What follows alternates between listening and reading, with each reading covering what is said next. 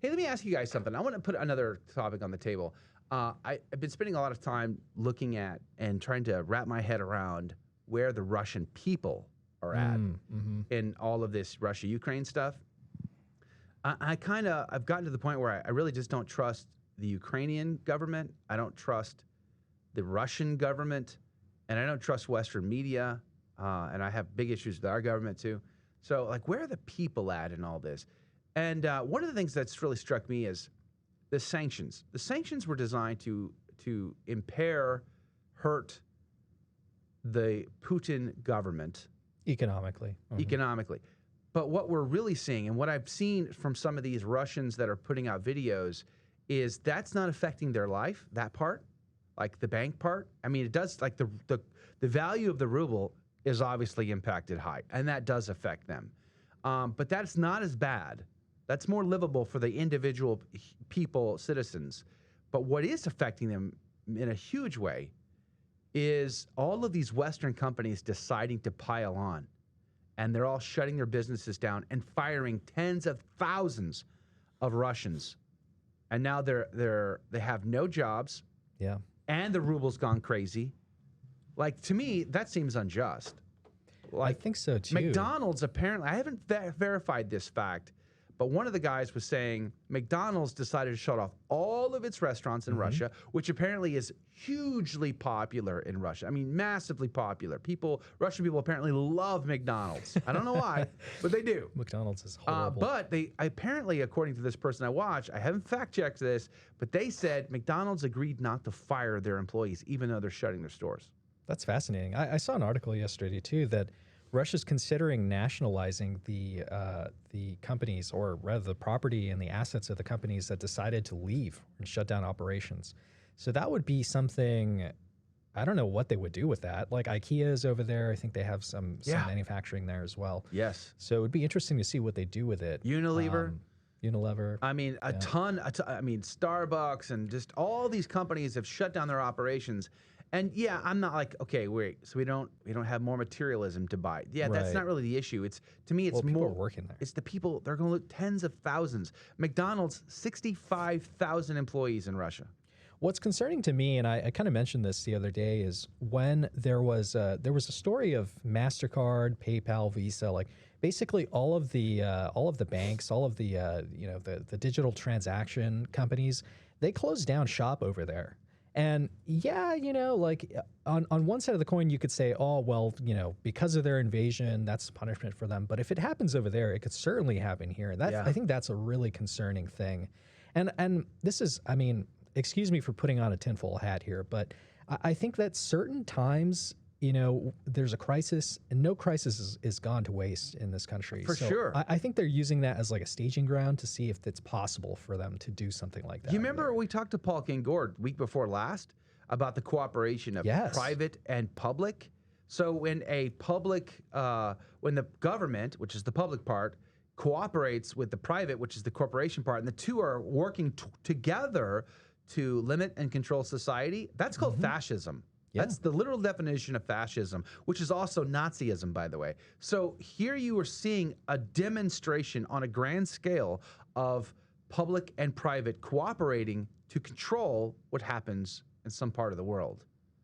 Yeah. I mean, that should scare us. Like, I'm not in favor of McDonald's or IKEA shutting down their organizations over there. No, the sanctions should be targeted to the oligarchs in charge of the country and the government. And I feel like that should be the limit of it as far as that goes. I've always been in favor of taking gas out of the tanks, making it harder for them to keep fuel in their tanks. And then, of course, I would love to see us be energy independent. So cutting off Russian oil, great, I'm for that. But if you're not going to open up our oil exploration and turn back our oil and gas industry and re-employ the thousands and thousands of Americans who worked in that industry, then what are we doing? Like, it doesn't make any sense to me. The sad thing too is, every couple of years this happens, right? When Trump was in office, we had energy independence. Then a Democrat comes into the office, and then everything gets reversed, and then people lose their jobs. And now we're in a situation where, we have to eat crow here because we're seeing a war happen in Europe. It's affecting all kinds of different sectors, including grain and food and all this kind of stuff. So it's a lot of scary things that are going on, and I just wish we would just kind of put away, or rather, I just wish Democrats would put away this kind of like greater than thou mentality, and just eat crow and open up the oil production here in the United States. We need it. They're so tied into the Green New Deal that they're so hardcore that they would much rather buy from the corrupt government of Venezuela, who's best buddies with Putin, and Iran, than they would employing Americans to do what Americans do. And you see media saying things like, well, it's worth it for us to suffer so that we could stand up to Putin. Listen. You make millions of dollars a year. Like, that's so disconnect. That's the let them eat cake. It's very mentality. Disconnected from people. People aren't concerned about this. There's polls that are out there. People aren't concerned about the war. They're concerned about inflation. They're concerned about things here at home. And we owe, of course, everything is Hitler and everything is Nazi and everything is World War II, right? I mean, that's just the way it goes in these conversations. But let me tell you, during World War II, when people Americans suffered in the way that they had to forego lots of items. We think of all kinds of different items, building materials. The spruce goose was made from wood because he couldn't get aluminum because it was needed for the war effort. Americans had to let go of a lot of things for the war effort. But let me tell you something. There is a vast difference between going over and stopping Hitler a little late in the game, by the way. We had many opportunities to stop him earlier in the process in the 30s, and we didn't do that. We waited until people were dying and bombs were being dropped, and especially on our ships, even though we knew it was all coming. But neither here nor there. There's a big difference between America mobilizing to stop that and America mobilizing to stop what? Who knows? We don't even know. Like, it's hard to know who the good guys and the bad guys and all this. I tell you, we stand with the people that suffer in Ukraine. And more, I'm like, I've been watching. The Russian people don't want this either. Yeah. They're feeling the USSR 2.0 is on the horizon for them. I mean, they're threatening 15-year prison sentences for Russian vloggers and media personalities if they don't toe the party line. I was watching one guy, and he was saying, listen, I'm going to give you the news. This is the official news from Russia. I'm not allowed to tell you anything else, but please read between the lines. Keeping this chat clean, because I am in Russia, in today's Russia. I am in times of government watching what people have to say. I am not free to say anything I want, everything I want. I am in danger of not complying to certain Russian laws that can land me to prison for up to 15 years. Anyway, I'm going to give you official information only. Anything else can put me in trouble big time. So I'm going to tell you what Russian government has to say about this operation, about the actions of its military, about the sanctions, and you please read between the lines to get the most value out of watching me in these chats. Please read between the lines, okay? Я боюсь высказываться о власти перед камерами, потому что я видел, каким последствиям это приводит, и меня, честно говоря, это ужасает.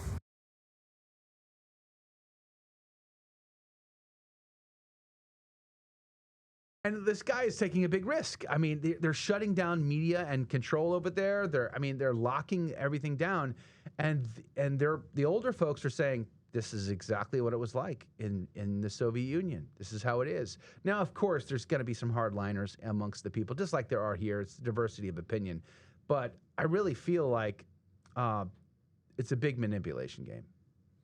I think so too. I was talking with you yesterday off air, because. Part of the reason, I guess I should explain, I've been feeling kind of like, for lack of a better term, demoralized. A friend said to me that, oh, you're probably demoralized. You don't trust in any of your institutions. But that's just kind of where we're at here at this point in history. We look at the stuff that's being reported in the news. Some of it's not true. Most of it's not true. We're not getting really any sort of Russian, truth.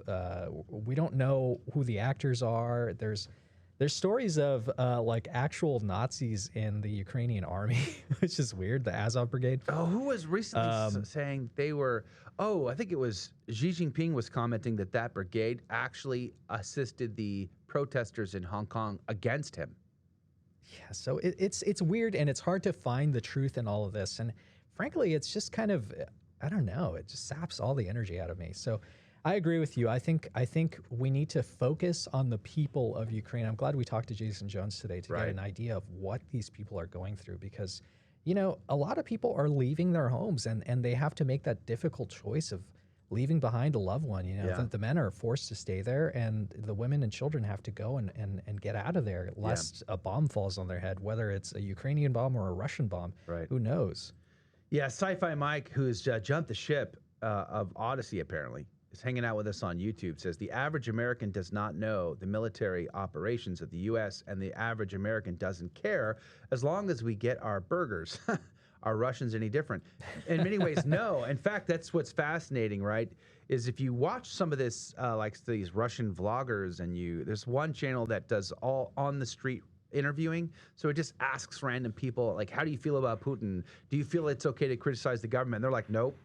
Sorry, Putin's the best. Putin's the best. And this very awkward kind of way, you know, it's hilarious to watch. They're feeling like their freedoms that they've been enjoying are in grave danger, and they're feeling the USSR 2.0 is quickly coming their way. But it's also very clear that they're exactly like the rest of us. They're very Western, materialistic. I mean, why do you think they don't want to lose their IKEA and their McDonald's? They've gotten used to this, and they like it, and they want to keep it. And so that younger generation, we would love to say that younger generation is even Orthodox, right?